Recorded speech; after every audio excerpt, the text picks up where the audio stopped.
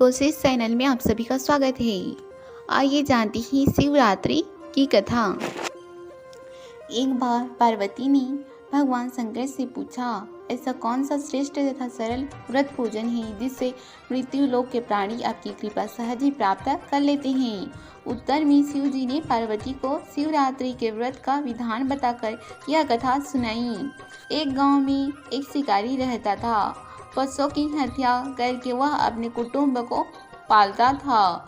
वह एक साहूकार का ऋणी था, लेकिन उसका ऋण समय पर न चुका सका। क्रोधवश साहूकार ने शिकारी को शिव मठ में बंदी बना लिया। संयोग से उस दिन शिवरात्रि थी। शिकारी ध्यान मग्न होकर शिव संबंधी धार्मिक बातें सुनता रहा।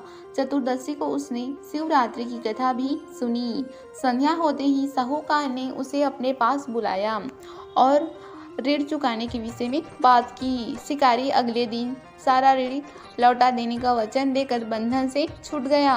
अपनी दिनचर्या की भांति वह जंगल में शिकार के लिए निकला, लेकिन दिन भर बंदीगृह में रहने के कारण भूख प्यास से व्याकुल था। शिकार करने के लिए वह एक तालाब के किनारे बेल वृक्ष पर पड़ाव बनाने लगा। बेल वृक्ष के नीचे शिवलिंग था जो बेलपत्र से ढका हुआ था। शिकारी को उसका पता न चला। वह वृक्ष पर चढ़े चढ़े बेलपत्र को तोड़ तोड़ कर नीचे डाल रहा था, जो कि शिवलिंग पर गिर रहा था। वे संयोग से शिवलिंग पर गिरी। इस प्रकार दिन भर भूखे प्यासे शिकारी का व्रत भी हो गया और शिवलिंग पर बेलपत्र भी चढ़ गई।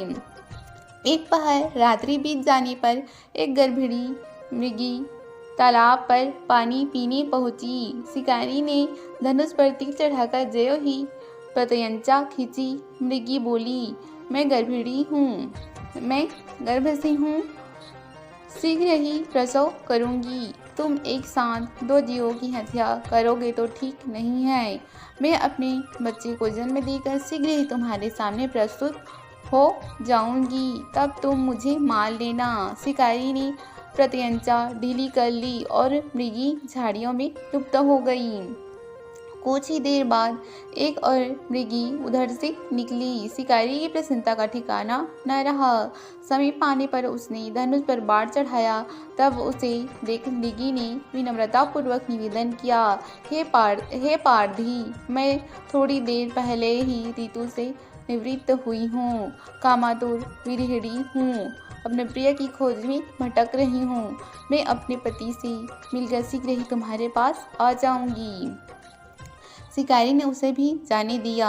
2 बार शिकार को खोकर उसका माथा ठनका। वह चिंता में पड़ गया। रात्रि का आखिरी पहर बीत रहा था। तभी एक अन्य मृगी अपने बच्चों के साथ उधर से निकली। शिकारी के लिए यह स्वर्णिम अवसर था। उसे धनुष पर तीर चढ़ाने में देर न लगाई। वह तीर छोड़ने ही वाला था कि मृगी बोली, हे पारधी, मैं अब इन बच्चों को पिता के हवाले करके लौट आऊंगी। इस समय मुझे मत मार। शिकारी हंसा और बोला, सामने आए शिकार को छोड़ दूं, मैं ऐसा मूर्ख नहीं। इससे पहले मैं 2 बार अपना शिकार खो चुका हूँ। मेरे बच्चे भूख प्यास से तड़प रहे होंगे। उत्तर में मृगी ने फिर कहा, जैसे तुम्हें अपने बच्चों की ममता सता रही है, ठीक वैसे ही मुझे भी। इसे सिर्फ बच्चों के नाम पर मैं थोड़ी देर के लिए जीवन दान मांग रही हूँ।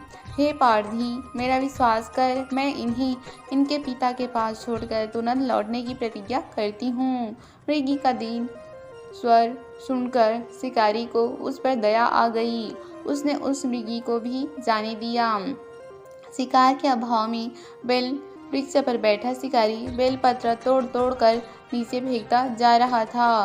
पाँव फटने को हुई तो एक हष्ट पुष्ट मृग उसी रास्ते पर आया। शिकारी ने सोच लिया कि इसका शिकार वह अवश्य करेगा। शिकारी की तनी प्रत्यंचा देखकर मृग विनीत स्वर में बोला, हे पार्थी भाई, यदि तुमने मुझसे पूर्व आने वाली 3 मृगियों तथा छोटे छोटे बच्चों को मार डाला है तो मुझे भी मारने में विलम्ब न करो, ताकि उनके वियोग में मुझे एक क्षण भी दुख न सहना पड़े। मैं उन मृगियों का पति हूँ। यदि तुमने उन्हें जीवन दान दिया है तो मुझे भी कुछ क्षण जीवन दान देने की कृपा करो। मैं उनसे मिलकर तुम्हारे सामने उपस्थित हो जाऊंगा। मृग की बात सुनते ही शिकारी के सामने पूरी रात का घटना चक्र घूम गया। उसने सारी कथा मृग को सुना दी। तब मृग ने कहा, मेरी तीनों पत्नियां जिस प्रकार प्रतिज्ञाबद्ध होकर गई हैं, मेरी मृत्यु से अपने धर्म का पालन नहीं कर पाएंगी। अतः जैसे तुमने उन्हें विश्वास पात्र मानकर छोड़ा है, वैसे ही मुझे भी जाने दो। मैं उन सब के साथ तुम्हारे सामने शीघ्र ही उपस्थित होता हूँ। उपवास, रात्रि जागरण तथा शिवलिंग पर बेलपत्र चढ़ाने से शिकारी का हिंसक हृदय निर्मल हो गया था। उसमें भगवत शक्ति का वास हो गया था। धनुष तथा बाण उसके हाथ से सहज ही छूट गए। भगवान शिव की अनुकंपा से उसका हिंसक हृदय कारुणिक भावों से भर गया। वह अपनी अतीत के कर्मों को याद करके पश्चाताप की ज्वाला में जलने लगा। थोड़ी ही देर बाद मृग सब परिवार शिकारी के समक्ष उपस्थित हो गया ताकि वह उनका शिकार कर सके। किंतु जंगली पशुओं की ऐसी सत्यता, सात्विकता एवं सामूहिक प्रेम भावना देखकर शिकारी को बड़ी ग्लानि हुई। उसके नेत्रों से आंसुओं की झड़ी लग गई। उस मृग परिवार को न मारकर शिकारी ने अपने कठोर हृदय को जीव हिंसा से सदा के लिए हटा दिया और कोमल एवं दयालु बना लिया। देवलोक से समस्त देव समाज की इस घटना को देख रहा था। घटना की परिणति होते ही देवी देवताओं ने पुष्प वर्षा की। तब शिकारी तथा मृग परिवार मोक्ष को प्राप्त हुए। ये थी आज की वीडियो पसंद आए तो लाइक कीजिएगा, चैनल को सब्सक्राइब कर लीजिएगा। वीडियो देखने के लिए बहुत बहुत धन्यवाद।